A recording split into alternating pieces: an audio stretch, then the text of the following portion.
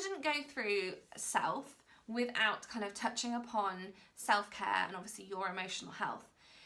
As one of the core elements of Freckles is emotional health, and we do emotional health training for our children so we can support them, for our nannies, and we do a lot of work with our nannies on this kind of stuff, on showing up as their best self, because I'm truly passionate about, and I truly believe that if you don't show up as your best self, you can't raise children to be theirs. Now, I want to talk about emotional health and for you, so we're going to look at kind of self-care, all right? Self-care is a buzzword. It's all around there at the moment, but it's actually, we question ourselves and do we actually know what self-care is, and are we making self-care a priority in our own lives? So now self-care is any activity that we do deliberately in order to take care of our own mental, emotional and physical health. So it sounds like quite a simple concept, but it's something that is more often than not overlooked. So good self-care is key for helping us to reduce our anxiety, to reduce stress levels, and to help build like really good relationships with those in our lives and around us. So if we're finding that hard to process, we ought to look at kind of what self-care isn't. So self-care is not something that we force ourselves to do or something that we don't enjoy.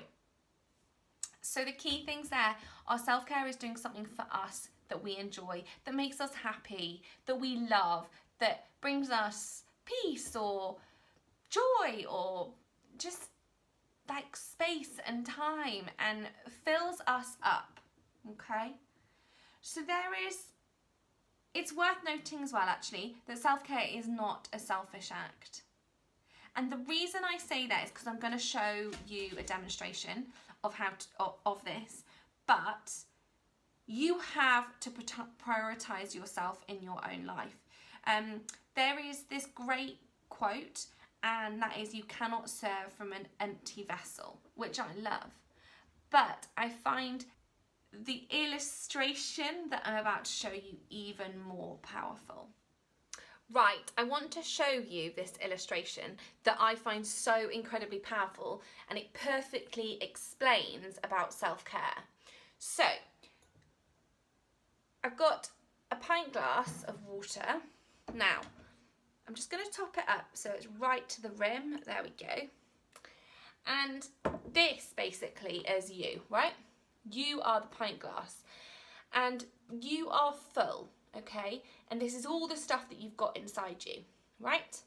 Now, you are so busy going through life, you want to serve others and help others and support others, and you put everyone above yourself. So therefore you are imparting what's inside of you, okay, which in this case is the water, with everyone else. And when we do this, we basically rock from side to side. We kind of spin around and we're like, woo, trying to serve everyone else. And after a while, the water isn't so near the top, so we really have to like stretch to dish out the love and the care that we want to give people. We really have to make a real big effort, and it's like, whoa. That is one way of serving others.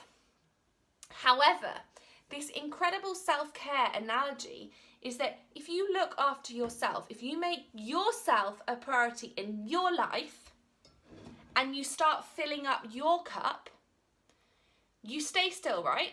You fill yourself up, right? You're filling yourself up, you're getting closer to the top, and then you keep filling, and look what happens. The water spills over anyway. And you keep pouring into yourself, and you can keep pouring into others. You are the most important thing in your life. You have to make your self-care a priority, because when we do that, we can serve and love and help more of others. But when you don't make yourself a priority, you end up spilling out and you diminish what you have. So hopefully that illustration has made it so clear in your mind's eye about how important making yourself a priority is, and showing up as yourself, and how we have to look after ourselves in order to kind of help and serve others. So I want you to have a think, what could self-care look like for you?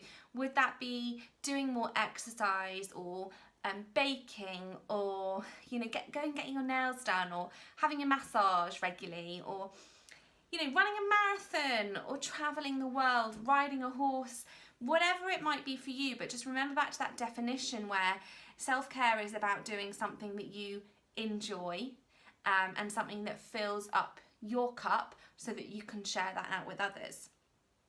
So now self and self-care you can't lose the identity of both. They're separate entities. So self is where I want you to show up as your true self, commit to being you, and where you make yourself a priority in your own life and being you. And self-care is how you preserve that version of you, how you look after you, okay? So it's two elements.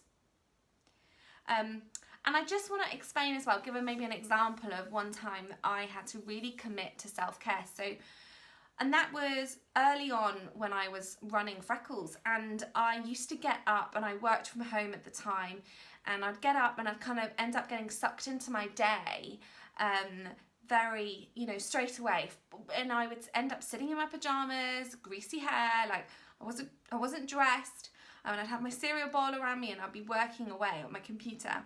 And it would get to maybe 10 or 11 when I'd finally kind of go and pull some clothes on. And I think it was New Year, and I actually made a conscious New Year's resolution that I was going to get up and get dressed and put my face on every single morning before I started work. That for me was self-care, because I felt better about myself when I did that. I also felt that I was putting out into the world my intentions about this was serious, this was a real job, I took this opportunity kind of seriously, and it wasn't just me, working on an idea from home from my bed. Like, that for me was really, really important. And, some people probably judged me for that because I, put on a full face of makeup. And I'm not saying like a full face of makeup is a good thing to hide behind, but if that boosts your confidence and helps you step into being true to yourself, because for me, I love it. It makes me feel great. Why would I not do it? So you need to do that and just get rid of that concern about other people's opinions. You need to eliminate that from your life, because it is not serving you in any positive way.